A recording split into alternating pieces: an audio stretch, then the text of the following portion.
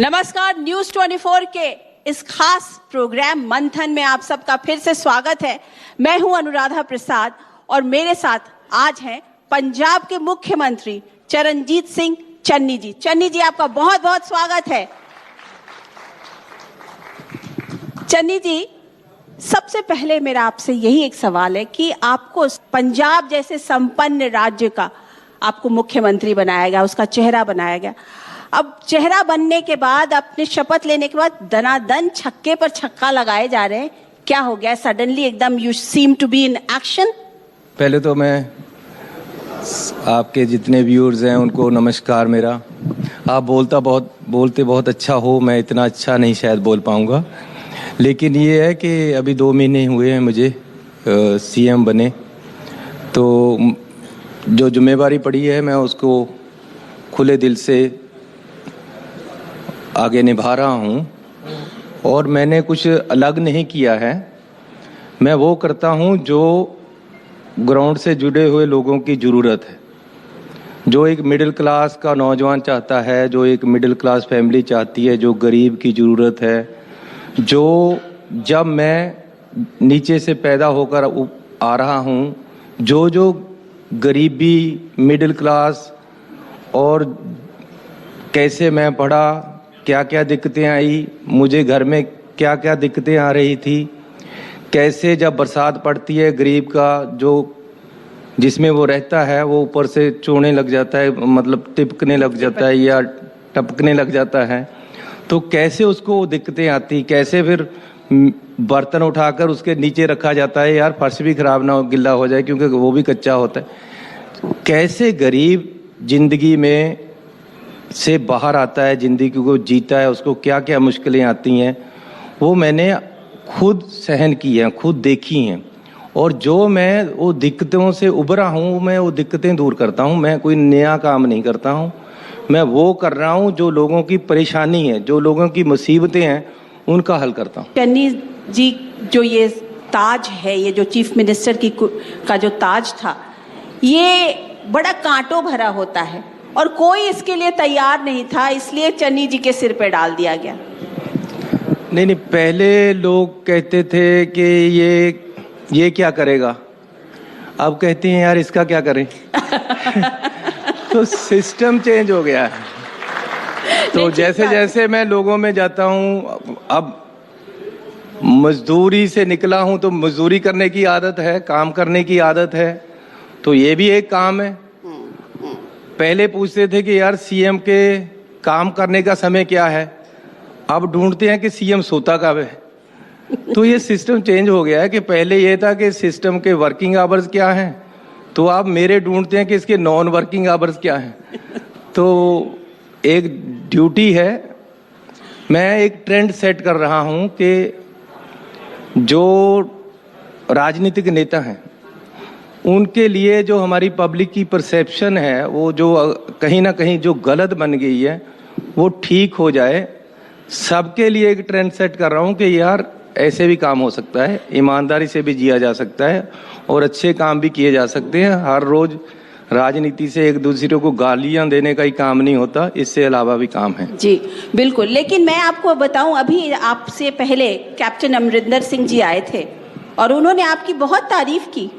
उन्होंने कहा कि आप जो हैं वो आप अच्छे व्यक्ति हैं और आपको सही व्यक्ति को सही ताज मिला है, तो वो आपकी बहुत बड़ाई कर रहे थे। मैं कैप्टन अमरिंदर सिंह जी के साथ काम किया है, उन्होंने मुझे गुरु नानक साहब का 550 साला मनाने का जिम्मेवारी दी थी और हमने बाखूबी निभाई है। पूरे वर्ल्ड में उसको सराहा गया कि बहुत अच्छे तरीके से इन्होंने गुरु नानक साहब का मनाया। उस समय उन्होंने मुझे अप्रिसिएशन लेटर भी दिया था कि बहुत अच्छा काम आपने किया है।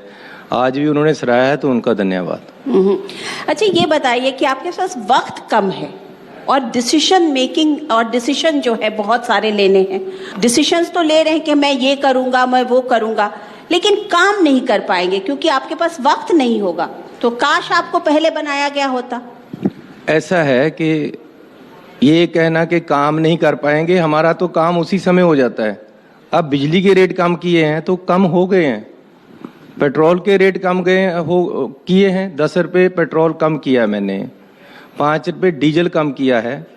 वो जब अब कोई जाता है पेट्रोल पंप पे तेल लेने, उसके 30 लीटर डीजल पेट्रोल डलवाने से 300 रुपये कम दे रहा है। वो काम हो गया है। जो लोग बिजली के बिल नहीं भर पा रहे थे, अब जिसकी 3,000 या 5,000 रुपये आमदन है, उसका 50,000, 60,000, 70,000 बिजली का बिल आया हुआ है, वो कहाँ से देगा?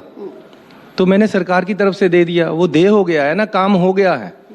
मैंने जितने डिसीजन लिए हैं इम्प्लीमेंट हो गए हैं, वो ऑन ग्राउंड काम हो गया है। वो आगे जो करेंगे वो भी हो जाएंगे। इनफैक्ट कैप्टन साहब ये कह रहे थे कि जो आपने बिजली के बिल के ऊपर जो आपने डिसीजन लिया, उससे सरकार को और उसके खजाने को 4,000 करोड़ का घाटा लगेगा। अब ऐसा है कि मेरे ओपोनेंट कहते हैं कि जी आपने गरीबों को पैसा दे दिया, ये पैसे कहाँ से आएंगे? ये मैंने देखना है ना कहाँ से पैसे आएंगे। गरीब की जेब में तो जो बिल था, जिसको वो दर दर घूम रहा था, यार मेरा बिजली का बिल नहीं पे हो रहा, वो तो मैंने फाड़ दिया है ना। अब जो पैसे देने हैं मैं दूंगा। क्यों फिक्र कर रहे हैं ये लोग? मैं अगर पॉलिटिकल साइंस का स्टूडेंट हूं तो इकोनॉमिक्स भी पढ़ी है। बिल्कुल खजाना सही रहेगा, भरा रहेगा हमारा खजाना। अरे पंजाब का खजाना है, कम कैसे हो जाएगा? ये जो कहते हैं खाली खजाना है, खाली खजाना कैसे खजाना? हर साल भरेंगे, हर साल लोगों को बांटेंगे। अच्छा ये बताइए कि आपने जो ये डिसीजन लिया कि 75% जो है यहाँ पे नौकरियां जो है रिजर्व होंगी, तो आप इसको इम्प्लीमेंट कर पाएंगे? अभी ले रहे हैं, 75 से भी शायद 80% करेंगे। ऐसा है, हमारा जो नौजवान है वो विदेश जा रहा है। कारण है कि हम उसको यहाँ सही रोजगार या नौकरी नहीं दे पा रही, और हमारा जो सिस्टम है उससे तंग हो गए हैं लोग। कनाडा में जाते हैं, वहाँ कोई पुलिस वाला हाथ देकर नहीं रोकता है, जब तक कोई गलती नहीं करता किसी को कोई परेशान नहीं करता है। हमारे यहाँ चौक में पुलिस देखा कि राजस्थान की गाड़ी है, साइड पे लगा लो। क्यों होता है? सिस्टम है, जो पटवारी है, तहसीलदार है, थाने में बैठा मुंशी है, वो लोगों को प्यार से बात करे, उससे पैसे ना मांगे। ये सारा सिस्टम सही करना है, ये गंदगी निकालनी है और निकाल रहे हैं। कई एक्शन पकड़ लिया हमने, कोई ईओ पकड़ लिया है। अब ऊपर भी बात चल रही है कि कौन कौन करप्ट है, लिस्ट बनाओ। ये एक बार तो सफाया करना ही पड़ेगा ना, एक दिन तो साफ करेंगे, और करना शुरू कर दिया है हमने मिशन क्लीन लेकर आए हैं हम, कि बिल्कुल पारदर्शिता से ट्रांसपेरेंट सरकार चलानी है। आपने माफियाओं के खिलाफ एक मुहिम छोड़ी है, आपने कहा कि ये करप्ट सिस्टम को मैं ठीक करना चाहता हूं। तो मुश्किल तो ये भी है कि करप्ट सिस्टम में कहीं ना कहीं आपके भी पार्टी के तमाम लोग होंगे, आपके भी एमएलएज होंगे, आपके भी लोग होंगे, वो सब चन्नी जी से फिर तो कहीं ना कहीं खफा होंगे ना, फिर आपको वो सपोर्ट कहाँ करेंगे? आपके लिए तो एक प्रॉब्लम होगी ये। देखो मेरे पास तो एक लोई है, उतार देंगे तो घर चला जाऊंगा लेकर अपना। लेकिन जितनी देर काम करूंगा यही करूंगा कि ईमानदारी से काम चले, ट्रांसपेरेंट प्रशासन हो, हर गरीब, हर मिडिल क्लास के नौजवान को राहत मिले, अच्छी जिंदगी मिले। अब क्या है कि चादर से पैर बाहर चले गए हैं। सरकार का जो वजन है टैक्सों का, वो इनकम से ज़्यादा हो गया है। ये नहीं चलना है। अरे उसको गुजारे के लिए पैसे चाहिए, उसके बच्चे ने पढ़ना है, उसके बच्चे जब स्कूल जाता है वो फीस नहीं दे पा रहा है, ये तकलीफ है बाप को। लड़की की शादी करनी है, उसके पास पैसे नहीं है, तो अगर सरकार ही पैसे लेती रहेगी सारा, तो वो कहाँ से करेगा? तो ये सारा कुछ सही कर रहे हैं और करेंगे। पर ये बताइए कि इसमें ये तो एक लॉन्ग टर्म हो जाएगा ना, इलेक्शन अभी आपके सामने है, इलेक्शन में तो आपको हर किसी का सपोर्ट लेना पड़ेगा, हर किसी से बात करनी पड़ेगी। आप कैसे करोगे? क्योंकि लंबी, मतलब जिसे कहते हैं ना, इलेक्शन जीतना एक बहुत बड़ा काम होगा आपके लिए। मैंने 10 इलेक्शन लड़े हैं, पहले स्कूल में, फिर कॉलेज में। मेरा बाप दादा था कोई एमएलए और मंत्री नहीं था, लेकिन मैं बचपन से स्कूल में सबसे पहले बच्चे 1000 थे हमारे स्कूल में 1100, तो एक प्रेसिडेंट चुनते थे, मैं खड़ा हो गया। तो पहले दिन प्रेयर में खड़ा किया, मेरी तो टांगे कांपने लगी। मैं घर पे जाकर अपने पिताजी को बताया, फादर को, कि मैं इलेक्शन में खड़ा हो गया हूँ और मैं बोल नहीं पाया। उन्होंने कहा कि गेहूं की फसल लगी हुई, खेत में चले जाओ, ये समझो कि सामने बच्चे बैठे हैं, वहाँ ट्रेन हो जाओ। मैं 2 घंटे ट्रेनर की, अगले दिन अच्छा बोल गया। पहला मैं स्कूल में इलेक्शन लड़ा, फिर कॉलेज में लड़ा, 3 बार मैं MC बना हूँ, मतलब पंच टैब, फिर 2 बार म्यूनिसिपल प्रेसिडेंट बना हूँ। फिर आज़ाद, मुझे टिकट नहीं देती थी कांग्रेस, लोगों ने आज़ाद खड़ा कर दिया, मैं आज़ाद जीत गया। फिर मुझे कांग्रेस ने अपोजिशन लीडर बनाया। मैंने जितने इलेक्शन लड़े हैं, मैंने ये सोचकर कोई काम नहीं है कि मैं उन्हें इलेक्शन लड़ना है। मैं नेक नीति से काम करता हूँ। आज भी मुझे कोई चिंता नहीं अगले इलेक्शन की, ना मैं अगले इलेक्शन के लिए काम कर रहा हूँ। मैं अपना नीत साफ से, अच्छी नीत से, जो लोगों को चाहिए, जो पब्लिक चाहती है, वो करता हूँ। जब इलेक्शन आएगा तो इलेक्शन लड़ेंगे। अच्छा, ये बताइए चन्नी साहब कि जिस दिन आपका नाम अनाउंस हुआ, उस दिन पूरे और खास करके दिल्ली के मीडिया में तो रंधावा जी का नाम चल रहा था और सडनली एक नाम आया चन्नी साहब का। पंजाब की राजनीति में बड़े दिग्गज नाम हैं, बादल्स हैं, कैप्टन अमरिंदर सिंह हैं, सिद्धू हैं, और भी तमाम बड़े बड़े लीडर्स जो हैं वो पंजाब की राजनीति में, उसमें एक चन्नी जी का नाम आया। आपके लिए भी ये सडन था कि मेरा नाम कैसे आ गया, मैं क्या, मतलब देखिए, मैं कभी भी, people did not anticipate this. मैं कभी भी CM-शिप का उम्मीदवार नहीं था, ना ही मैंने हाईकमांड को बोला था, ना ही किसी MLA को। मेरी पार्टी में कोई धड़ा नहीं है, कोई ग्रुपिज्म नहीं है, मैं किसी ग्रुप का मेंबर नहीं हूँ, और ना ही मैंने कोशिश की थी। लेकिन ये एक युग का परिवर्तन है। जो राजे महाराजों के पास या एलीट क्लास है, जो अमीरों से भी ऊपर है, ये 10 एकड़ वाले जिम्मेदार अमीर नहीं होते, 15-20 एकड़ वाले भी अमीर नहीं है, जिनके पास हजारों एकड़ है। वो क्या करते हैं कि इस बार तू आ जा, अगली बार मैं आ जाऊंगा, अगली बार तू आ जा, उसके बाद मैं आ जाऊंगा। ये सिस्टम खत्म हुआ है। अब एक गरीब परिवार के, एक मिडिल क्लास फैमिली के, एक किसान के बेटे को भी उम्मीद हो गई है कि यार मैं भी बन सकता हूं अगर चन्नी बन गया है। तो ये युग का परिवर्तन है। इस परिवर्तन को पॉजिटिविटी से लेना चाहिए और ये युग परिवर्तन रहेगा। मैं नहीं बनूंगा तो किसी और किसान का लड़का, किसी मजदूर का लड़का बनेगा। लेकिन ये जो एलीट क्लास है, जिनका रिश्ता ही ये है कि वो अमीर हैं, उनका ना जात का रिश्ता है, ना बरादरी का, ना धर्म का, उनका एक ही रिश्ता है कि वो बड़े लोग हैं।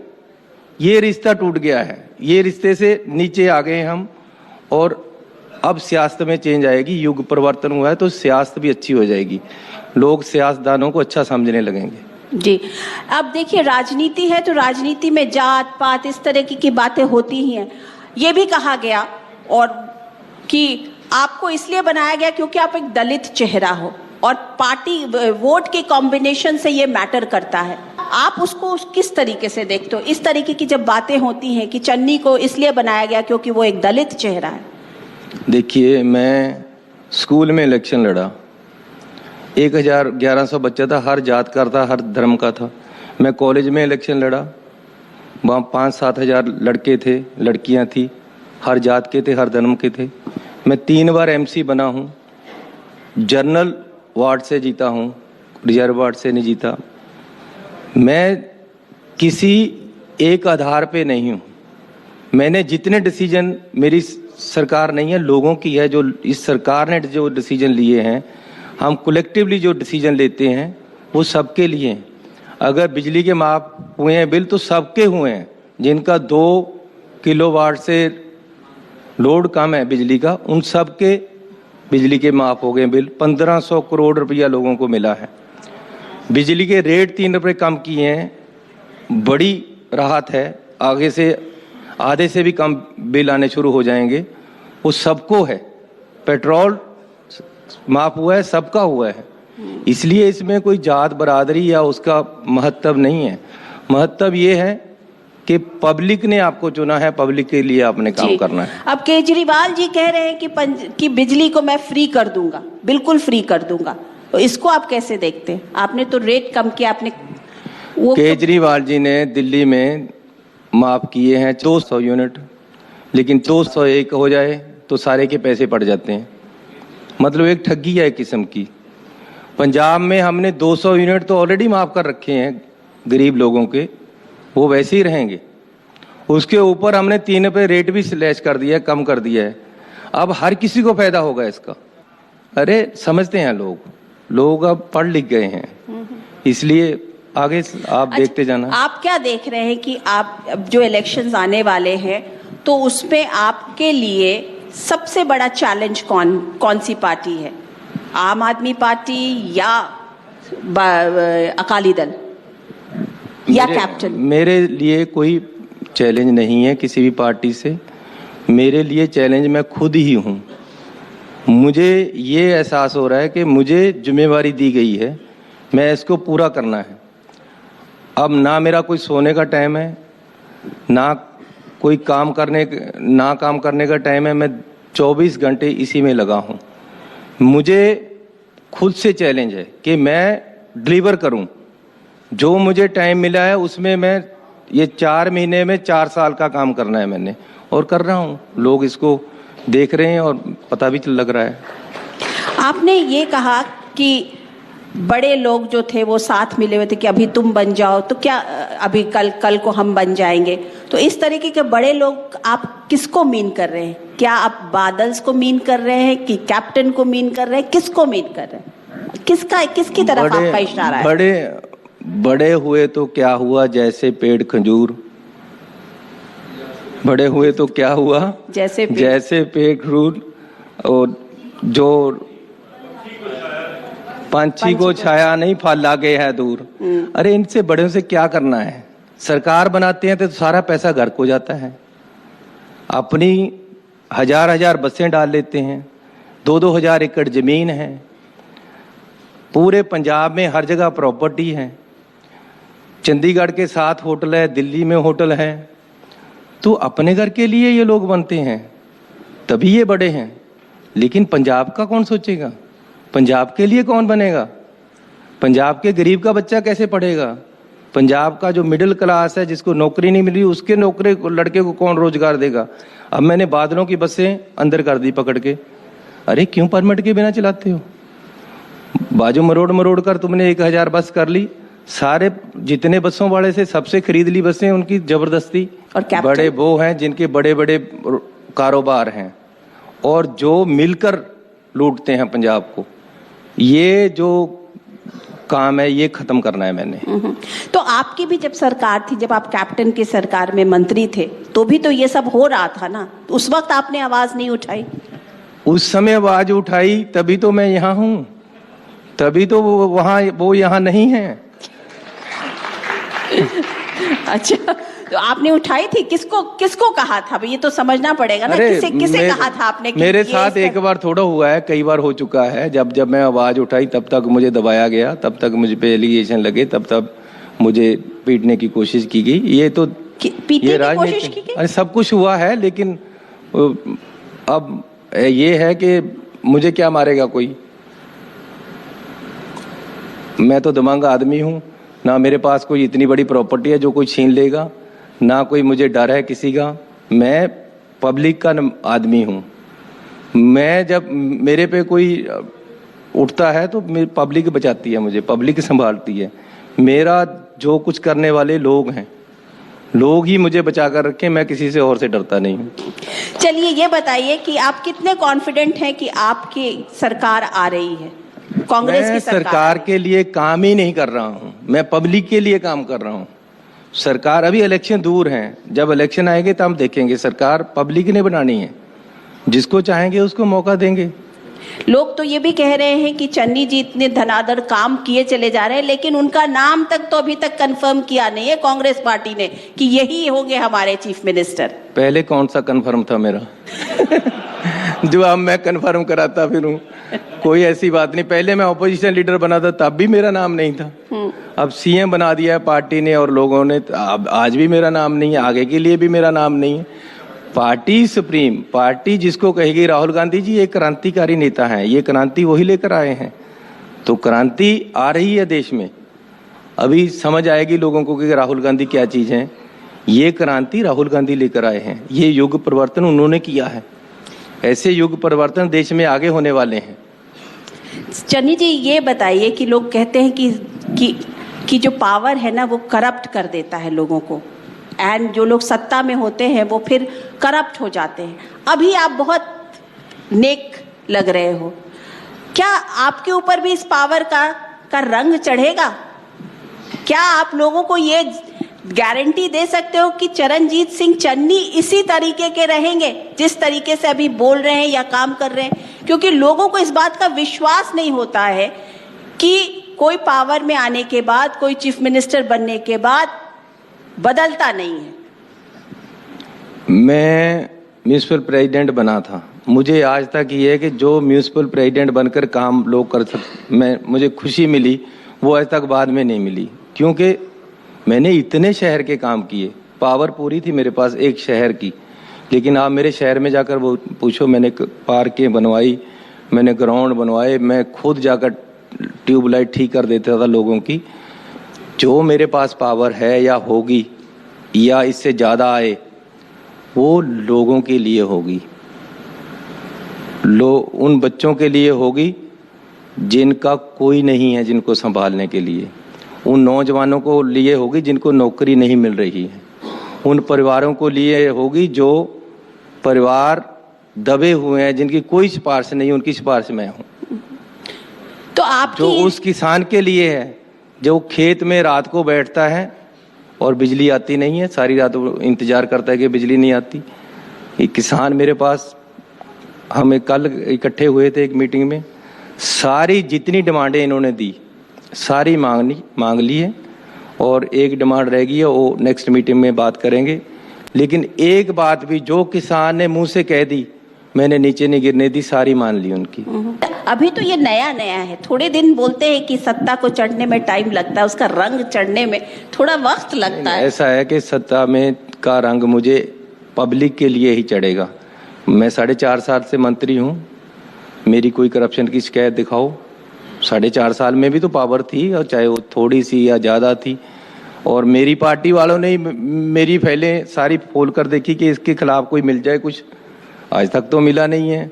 मैं प्रेसिडेंट रहा हूँ म्यूनिसिपल कमेटी का, जिसने करप्शन करनी वही कर लेता है, जिसने करनी वो तो सरपंच बन के भी करता है, जिसने करनी वो पंच बन के भी करता है, और जिसने करनी है वो डिप्टी सीएम बन के भी अपनी और सीएम बन के ही बसें बनाते हैं और जबरदस्ती लोगों की प्रॉपर्टी छीनते हैं, अपने सुख विलास जैसे होटल बनते हैं इनके।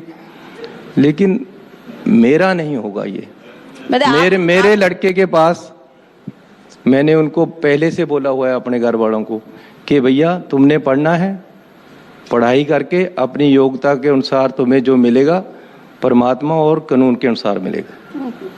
अच्छा, ये बताइए कि आप तो पढ़ाई में काफी इंटरेस्टेड रहते हैं, आपने तो एक पीएचडी भी कर ली, आप तो डॉक्टर चरणजीत सिंह चन्नी हैं, आपने पीएचडी भी कर ली, लेकिन आपका पीएचडी का टॉपिक बड़ा इंटरेस्टिंग था, कांग्रेस का खिसकता जनाधार और उसको ठीक करने का मैंने अभी पीएचडी का थीसिस जमा कराना है, अभी मेरी स्टडी रिसर्च चल रही है, और इंडियन नेशनल कांग्रेस पे organisational structure and electoral strategy of Indian National Congress, इस पे मैं काम कर रहा हूँ, और कोई ऐसी और कोई बात नहीं। वो तो ठीक बात है, लेकिन ये है कि मैं यूथ को भी एक मैसेज और एक रिक्वेस्ट करना चाहता हूँ कि अपने आप को स्ट्रेंथन करते रहना चाहिए सारी जिंदगी।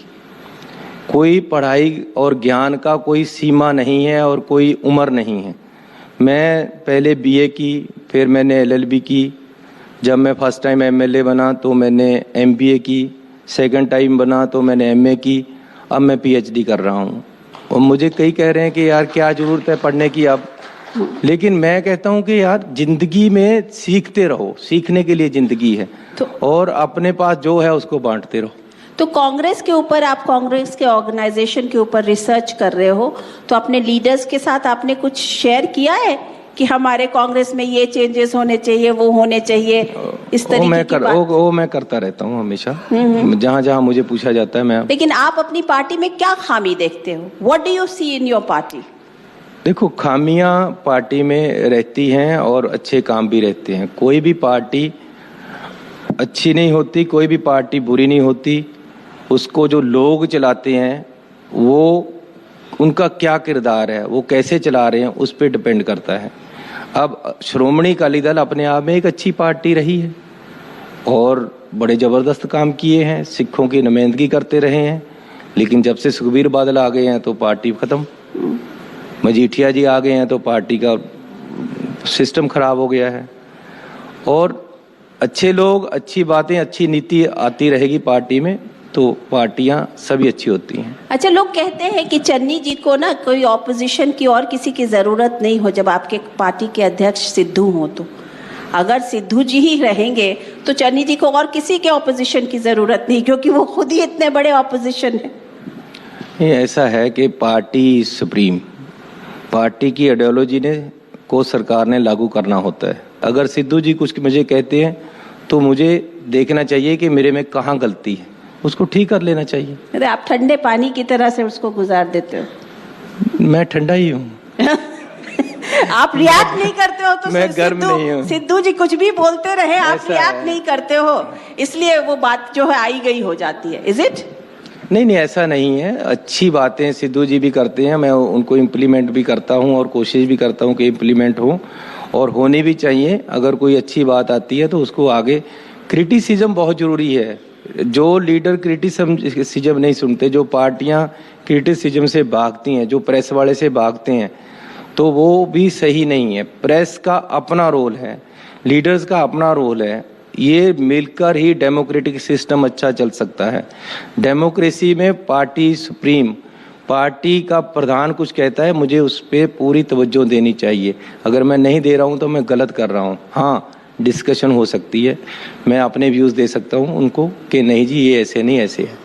लेकिन लगता तो ऐसे जैसे जिस तरीके से सिद्धू जी की बातें आती है और खास करके ट्विटर पे जिस तरीके से ट्वीट होता है, तो ये लगता है कि वो आपको हमेशा हिला के रखना चाहते हैं, डिस्टेबलाइज करके रखना चाहते हैं। नहीं, ऐसा है कि जितना छज में वो करते रहोगे ना, छटते रहोगे, उतना साफ होता जाऊंगा। तो सफाई होती रहनी चाहिए मेरी भी।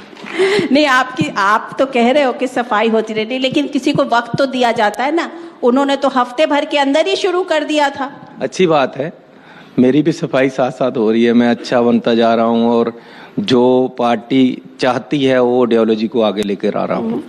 लेकिन उनके जो बातें थी कि बेअदबी, गुरु ग्रंथ साहब की बेअदबी का मामला हो या ड्रग्स का मामला हो, इन सब मामलों पर आपने 24 घंटे के अंदर काम नहीं किया।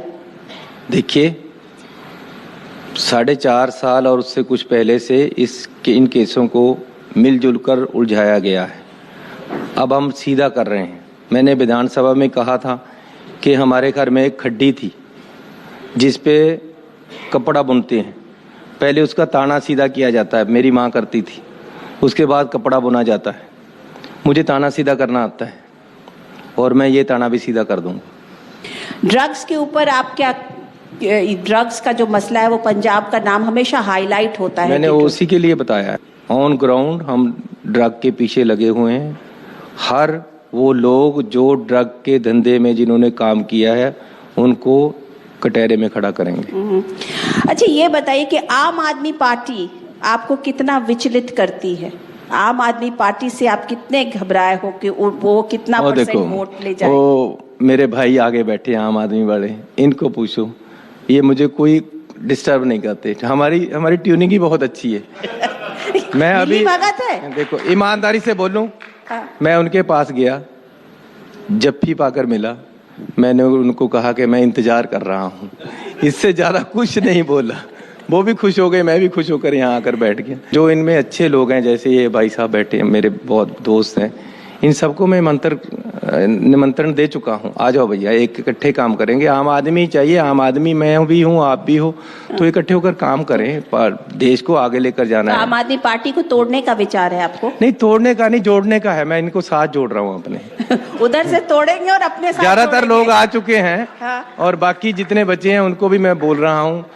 मतलब अगर इनके 21 आदमी थे तो इन्होंने अब 10 को ही टिकट दे पाए, 11 इनसे दूर हो गए हैं, वो हमारे तरफ आ गए।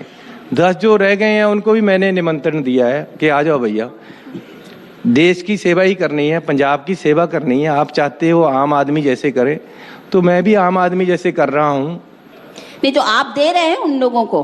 अरे ये तो हमारी पार्टी डिसाइड करेगी, क्योंकि मैं डिसाइड करने वाला नहीं हूँ। अच्छा ये बताइए कि कैप्टन अभी आकर के यहाँ कैप्टन अमरिंदर सिंह ये बोल के गए कि कोड ऑफ कंडक्ट लगने के बाद हमारा असल काम शुरू होगा। अच्छा, जब पावर में थे तब तो काम शुरू नहीं हुआ, अब जब पावर सबकी चले जाएगी तब शुरू होगा।